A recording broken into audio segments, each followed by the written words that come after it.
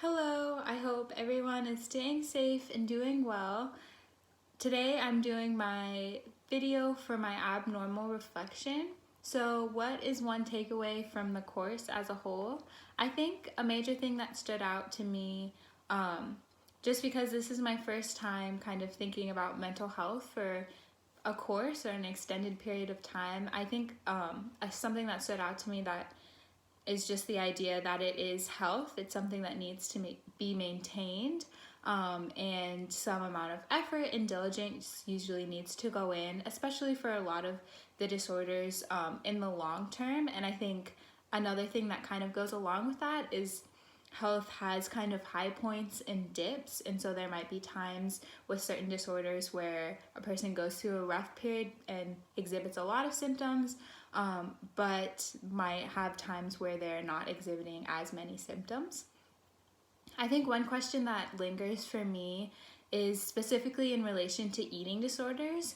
I know that the chapter talked a bit about the causes of eating disorders and how kind of our society or culture might be kind of perpetuating the causes. But I think something that kind of stood out to me is, and is still a question for me, is how can we as a society and as a culture kind of make a shift and a change, and so that we're not perpetuating the presentation of eating disorders.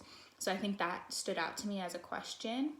One thing that I've learned from the class that has informed my life, I think, is probably just kind of learning the symptoms of depression and anxiety disorders, because I think those are probably the most common in what I see in people around me. And so kind of learning those symptoms and learning some of the things that can be helpful for those specific disorders has really informed my life, and how I might be dealing with those around me who might be struggling, especially in this time period and the current state that we're in the world.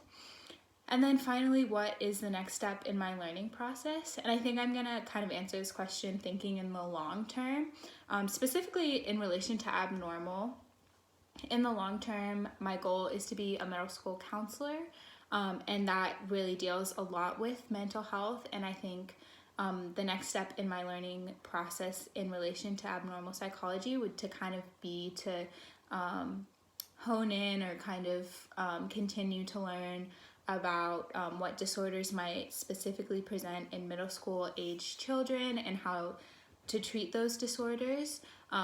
And I think the book talks a little bit on the chapter in children and adolescents, but I think obviously just learning more about those specific disorders and how I as a counselor might be able to support middle schoolers in relation to mental health.